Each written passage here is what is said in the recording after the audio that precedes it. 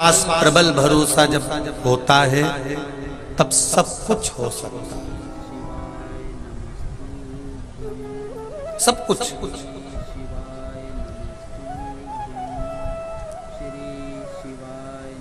श्री राम जी महाराज ने भरोसा रखा भगवान शिव जी पर, पार उतर गए। भगवान कृष्ण ने भरोसा रखा भगवान शिव जी पर, लाखों संतान की प्राप्ति भी हुई। प्रसूति ने भगवान की जो भक्ति करी थी उस भक्ति पर भरोसा करा। तो मां देवी आदि शक्ति, मां शिवा, मां दुर्गा वीरणी के गर्भ से निकलकर प्रसूति के गर्भ में आकर विराजमान हुआ। समय निकला और गर्भ से जो संतान हुई उसका नाम सती हुआ, क्योंकि प्रसूति के गर्भ से प्रकट हुई, माता प्रसूति के यहाँ से प्रकट हुई, इसलिए सती कहलाई। सती। अब संस्कार अच्छे थे घर के, शिव तत्व को प्राप्त कर लिया।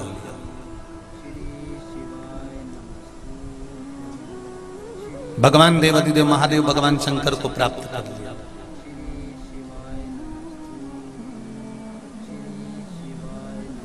केवल दक्ष प्रजापति की धर्म पत्नी माता प्रसूति ने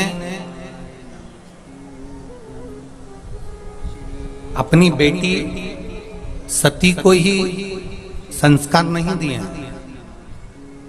आज भी हॉस्पिटल में जहां बच्चे का जन्म होता है उस कमरे का नाम लिखा होता है प्रसूति कक्ष, कि इस कमरे में, इस कक्ष में, इस रूम में, इस कमरे के अंदर जो भी बच्चा जन्म ले वो संस्कारित हो, और सती के जैसे संस्कार उसके भीतर होना चाहिए, जो भगवत भजन में लीन रहे, भगवान की अविरल भक्ति में डूबा।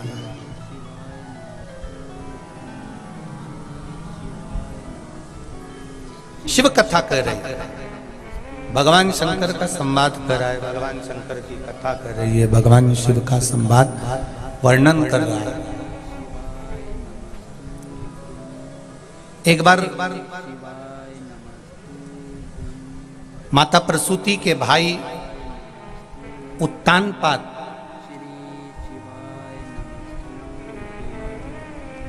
जिनके यहां पर दो धर्म पत्नियां थी, सुनीति और सुरुचि। सुरुचि का बेटा उत्तम और सुनीति का बेटा ध्रुव।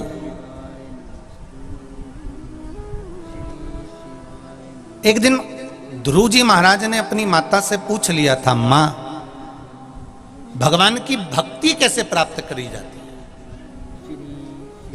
अब देखिएगा जरा, एक इस कथा से थोड़ा सा अपने जीवन में उतारिएगा, अपने जीवन में थोड़ा सा उतारने का प्रयास करिएगा कि एक भतीजा अगर बुआ के घर पर जा रहा है, एक भतीजा अगर बुआ के यहाँ पर जा रहा है और बुआ के यहाँ गया है तो बुआ को कैसा ज्ञान देना चाहिए, वो शिव महापुराण की कथा प्रसूति चरित्र कह रहा है, संवाद कह रहा।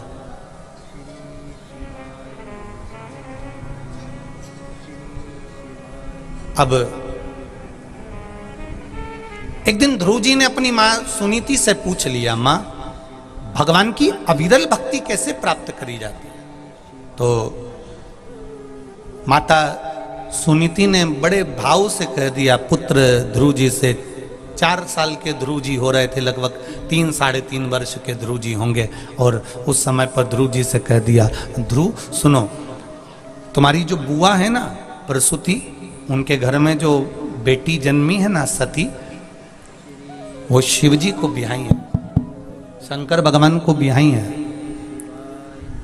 और भगवान शिव जी से उनका विवाह हुआ है। और शंकर भगवान से विवाह करना कोई इतनी सरल बात नहीं है, शिव जी से विवाह करना इतना कोई सरल बात नहीं है, शंकर भगवान से विवाह करना इतना सरल नहीं है। सती मैया ने जरूर अपनी माता प्रसूति के कहने पर भगवान शिव की आराधना करी होगी, भगवान शंकर की आराधना करी होगी। और बिना आराधना के सुख का अनुभव नहीं हो सकता, बिना आराधना के, बिना भक्ति के शिव मिल नहीं सकता।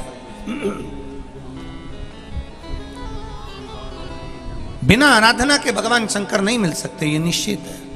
तो तुम एक काम करो, अपनी बुआ के घर जाओ। अब देखिएगा जरा, जहां स्वयं उत्तानपाद अपने पुत्र को सम्मान नहीं दे रहा, उत्तानपाद अपने बेटे को सम्मान नहीं दे रहा, आदर नहीं दे रहा, मां बुआ कैसे आदर दे सकती है? पर 3.5 वर्ष की अवस्था थी ध्रुव जी महाराज की, और प्रसूति के घर पर दक्ष प्रजापति के यहाँ ध्रुव जी पहुंचे। विष्णु पुराण का बड़ा सुंदर संवाद है ये, और इसी को कुर्म पुराण में और ब्रह्म वेवर्त पुराण में भी बड़ा सुंदर लिखा गया। थोड़ा ध्यान लगाकर सुनोगे तो आनंद की अनुभूति होगी आप लोगों को। 3.5 वर्ष के ध्रुव जी महाराज, और 3.5 वर्ष के ध्रुव जी महाराज अपनी बुआ के घर पर गए, अपनी बुआ जी के यहाँ पर पहुंचे। 3.5 वर्ष के जब ध्रुव जी महाराज अपनी बुआ के घर पर जाते हैं, अपनी बुआ के घर पर पहुंचते हैं, 3.5 वर्ष के ध्रुव जी महाराज जब बुआ के दरवाजे पर पहुंचे, बुआ के घर पर पहुंचे, दक्ष प्रजापति ने जो देखा ध्रुव जी को, और ध्रुव जी को देखकर तुरंत उनको अंदर प्रवेश लेने से पहले पूछा, ये 3.5 वर्ष का बालक यहाँ कैसे आया, कौन लेकर आया, आखिर ये बालक कौन है, आखिर ये बालक है कौन, कौन है ये? 3.5 वर्ष का बालक है, छोटी सी अवस्था है उसकी, छोटा सा स्वरूप है उसका, कौन लेकर आया इसको? और बालक भी इतना सुंदर, बालक भी इतना मनमोहक।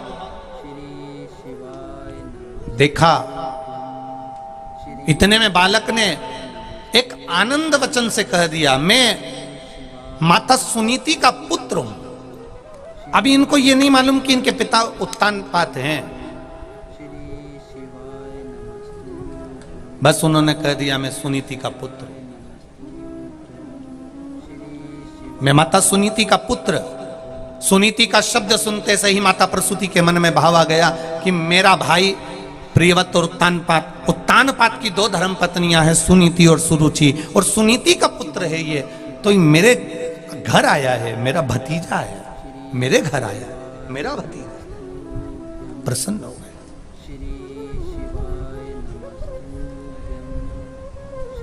बुआ का मतलब देपालपुर वाले तो अच्छे से जानते होंगे ना, अरे बोलो तो जम के, जानते हो ना? बुआ का मतलब होता है जो दे दुआ, वही होती है बुआ। जो बद्दुआ दे वो कभी बुआ नहीं हो सकती।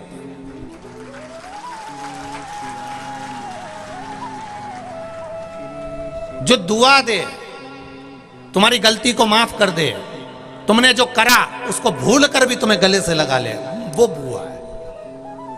और मालूम पड़े जरा जरा सी बात में मुंह फुला ले, जरा जरा सी बात में भतीजों से बोलना बंद कर दे, जरा जरा सी बात में शब्द का शब्द कह दे, जरा जरा सी बात में ताना दे दे, वो बुआ नहीं हो सकती। शिव महापुराण की कथा कहती है प्रसूति ध्रुव जी की बुआ थी।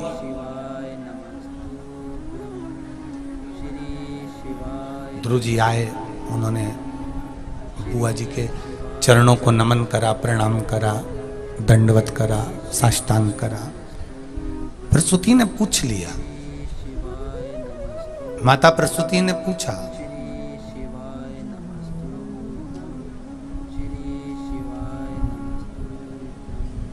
माता प्रसूति पूछ रही है तुम्हारा आने का कारण क्या है, किस लिए आए हो, और कहां है तुम्हारी माता सुनीति? कहा मेरी मां तो वन में रहती है, जंगल में रहती है और मैं उन्हीं का पुत्र हूं। क्या तुम्हें तुम्हारे पिता का नाम नहीं मालूम? नहीं, मेरी माता ने अभी मेरे पिता का नाम नहीं बताया। बस अगर पिता का नाम नहीं बताया है आपको, ये लेकर, ये ले लो बेटा और यार रख दो अंदर पूजन। अगर पिता का नाम नहीं बताया है आपको, पिता का नाम अगर नहीं बताया आपको, तो फिर बुआ का नाम कैसे बता दिया? तो कहा बस मेरी मां कहती थी कि मैंने मेरी माता से प्रश्न करा था कि भक्ति का बल कैसे बढ़ सकता है, भक्ति कैसे बढ़ सकती है, विश्वास कैसे बढ़ सकता है, दृढ़ता कैसे आ सकती, भक्ति कैसे बढ़ सकती है, विश्वास कैसे बढ़ सकता है, दृढ़ता कैसे बढ़ सकती है। तो मेरी माता ने कहा कि तेरी बुआ की जो पुत्री है सती, वो शंकर भगवान की अविरल भक्ति को प्राप्त करी है, विश्वास के साथ शिव को प्राप्त करा है, इसलिए तुम जाओ और भगवान देवाधिदेव महादेव के उन माता के रूप में प्रसूति से आप जाकर निवेदन करो। तब मैं बुआ जी आपके पास में आया हूं, मैं आपके पास।